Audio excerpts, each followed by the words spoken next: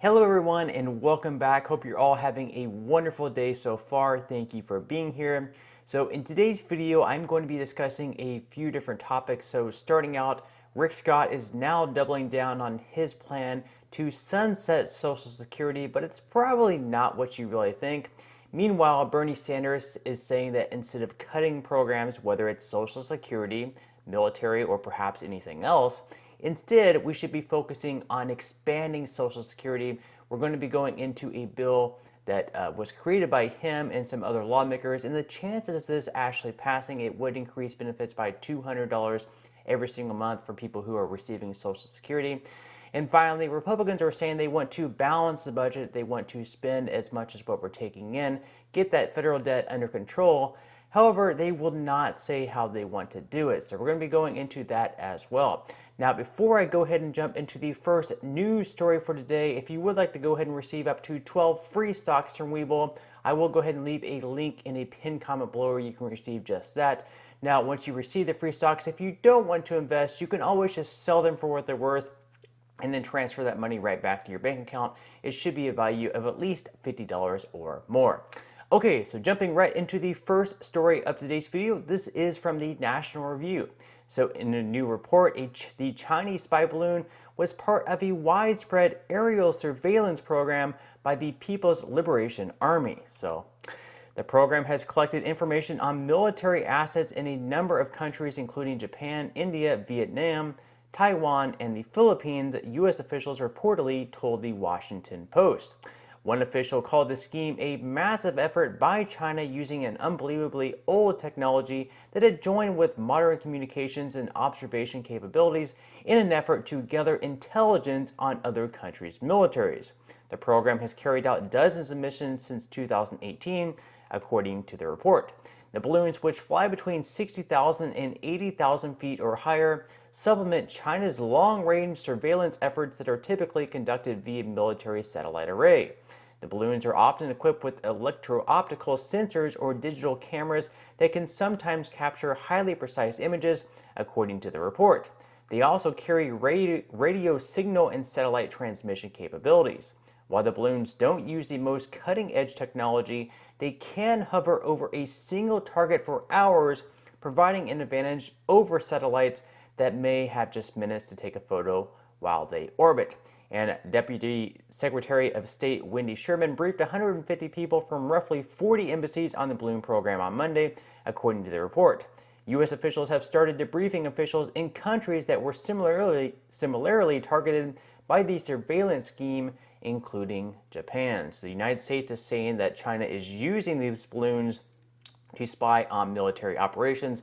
What we have are new technologies, and in addition to us, other countries as well. So they have, I guess, flown these balloons over Japan. Recently, I believe there was a balloon that was spotted flying over Venezuela and Costa Rica as well. So interesting stuff there. And of course, during the Trump administration, they're now saying that they were flying balloons as well. Donald Trump has denied it.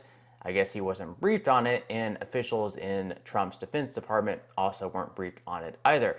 Now, of course, China is not happy about the United States shooting down its weather balloon. So this is from Time.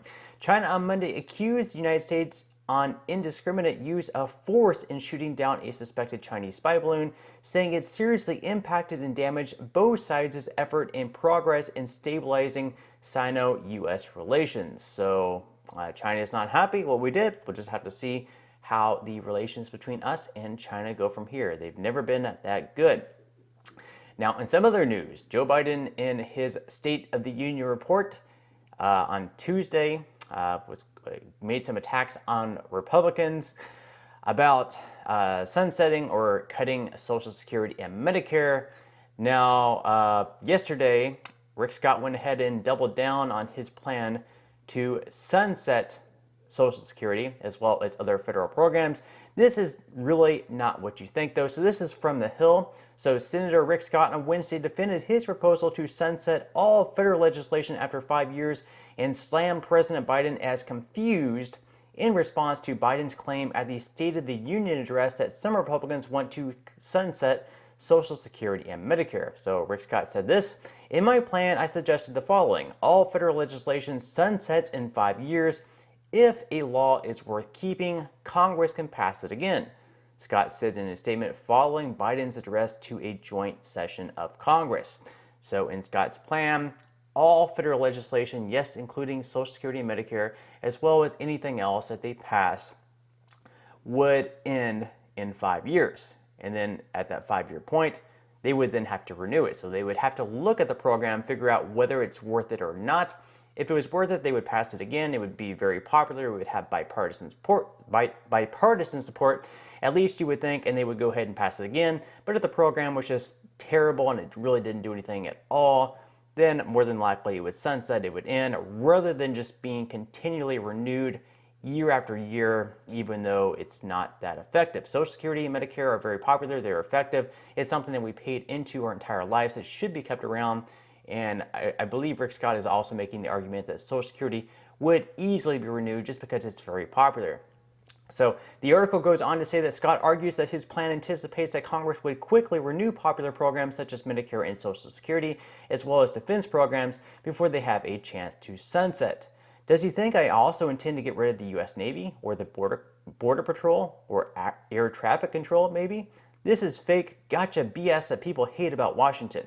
I've never advocated cutting Social Security or Medicare, and never would, Scott says. So he's saying that even though all programs would end within 5 years, the popular ones would stick around, and this also includes Social Security and Medicare. Now, one person who actually did, in fact, introduce a bill to sunset Social Security, sunset all federal programs as well, including Social Security, was actually the president himself, Joe Biden. So this is from Fox News.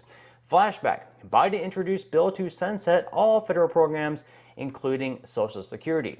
President Biden, while still a senator for Delaware, introduced legislation to sunset all federal programs, including Social Security and Medicare, Fox News Digital has learned.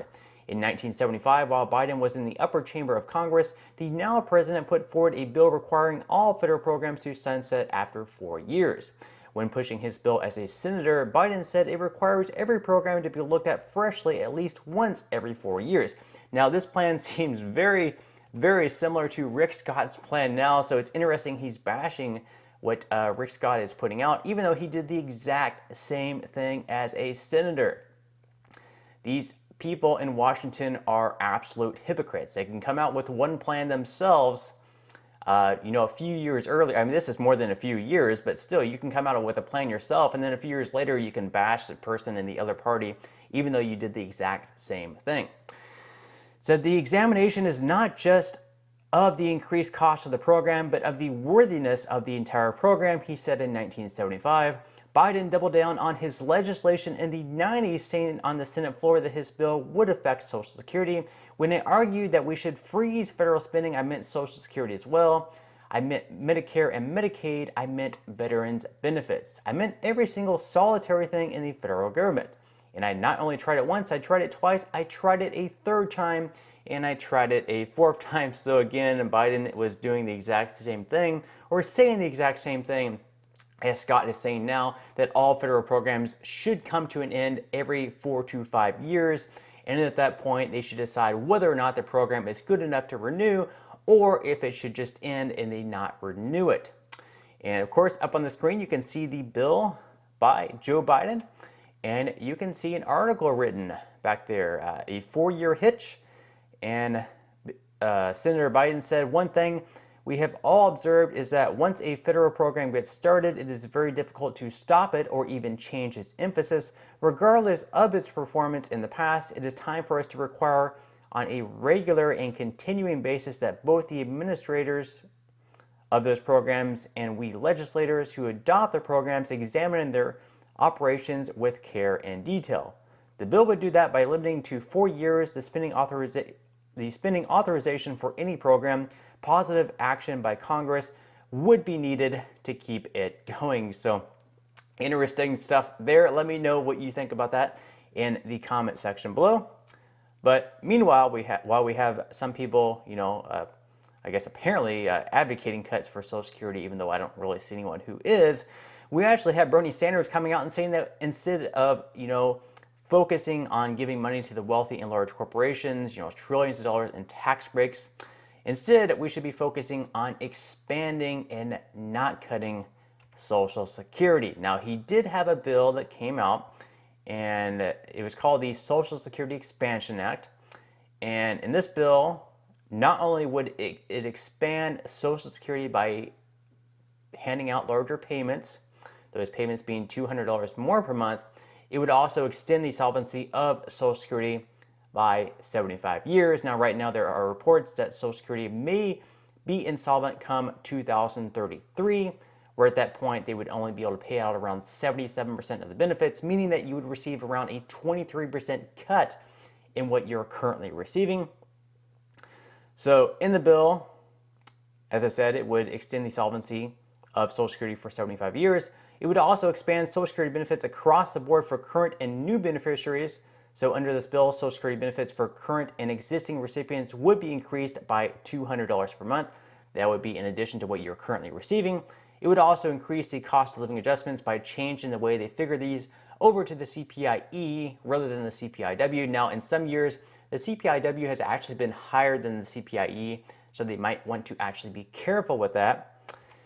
And also, it would improve the special minimum benefit for Social Security recipients, so it would help low-income workers stay out of poverty by updating the special minimum benefit to make it increase and indexing the benefit level so that it is equal to 125% of the poverty line, or about $17,000 for a single worker who had worked their full career. So let me know what you think about that bill in the comment section below. Do you believe that it is something that should pass?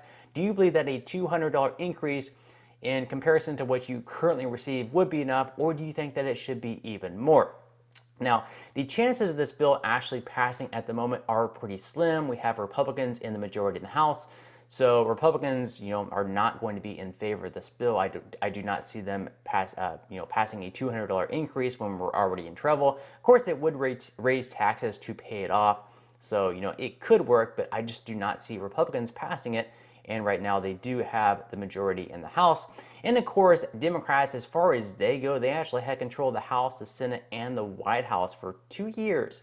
They had a chance for 2 years to pass this bill. And what did they do? They did absolutely nothing. They did not even vote on the bill.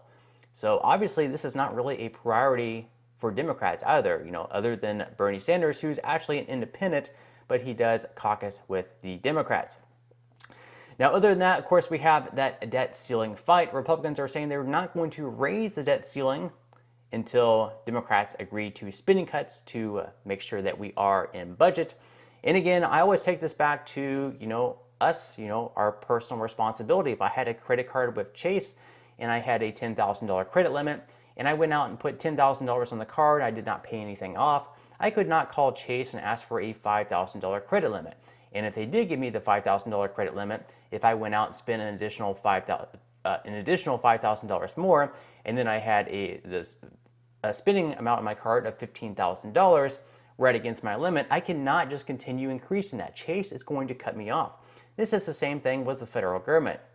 They continue raising the spending each and every year, and we go into more and more debt. It's ridiculous. It's out of control. They need to balance the budget. These are grown men, elected officials that should be better at their jobs than what they are, but they're unable to balance a budget. So this is from the New York Times. In debt limit fight, Republicans won't say what spending cuts they want. So Republicans are saying that we need to cut spending to make sure that we balance our budget, but they really don't even know what it is.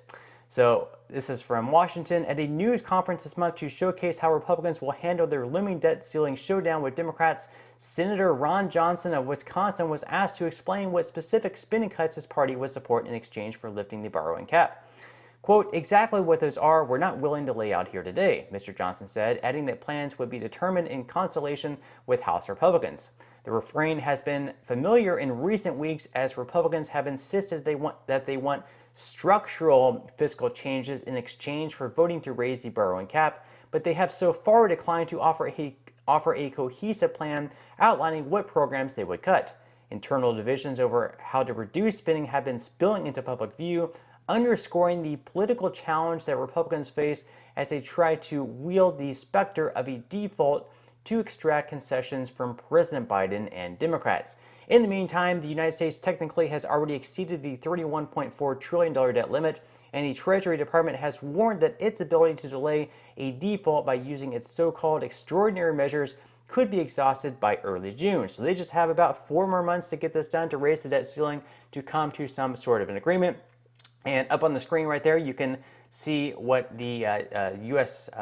Debt is right now. We can see it's a little bit over $31.5 trillion. And you can also see the largest budget items, what we spend the most money on. So you can see on Medicare and Medicaid, we spend over $1.5 trillion. And on Social Security, we spend over $1 trillion. On defense and war, we spend $777 billion.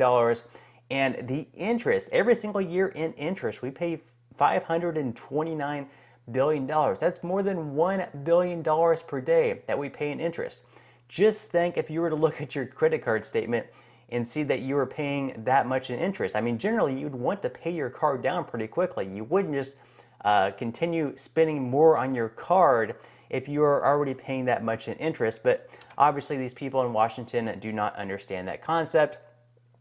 And there's been a lot of wasteful spending every single year. There's a lot of wasteful spending. And every single year, Rand Paul, a senator in Kentucky, releases what he calls a Festivus report on government waste. So, in his most recent report, he showed that there was an amount of $482 billion in government waste. So, some of the highlights include the National Institute of Health spending $2.3 million injecting beagle puppies with cocaine, and separately spending $187,500 to verify that kids love their pets. The Department of Health and Human Services spent $689,222 to study romance between parrots. The NIH funded a $3 million annual research to project to watch hamsters on steroid fight. And the U.S. Census Bureau spent $2.5 million on Super Bowl ads. So just great stuff there. A lot of wasteful spending, as usual. I mean, if we could cut that out alone, that would certainly help with our debt. But again, these people just, they don't, I mean, it's not their money. It's our money that they're spending. So pretty much they're appropriating our money however they wish. But that's all the news that I have for today's video. Hope you guys enjoyed. If you did, make sure to give this video a like, subscribe to my channel if you have not already, and I will see you in the next video.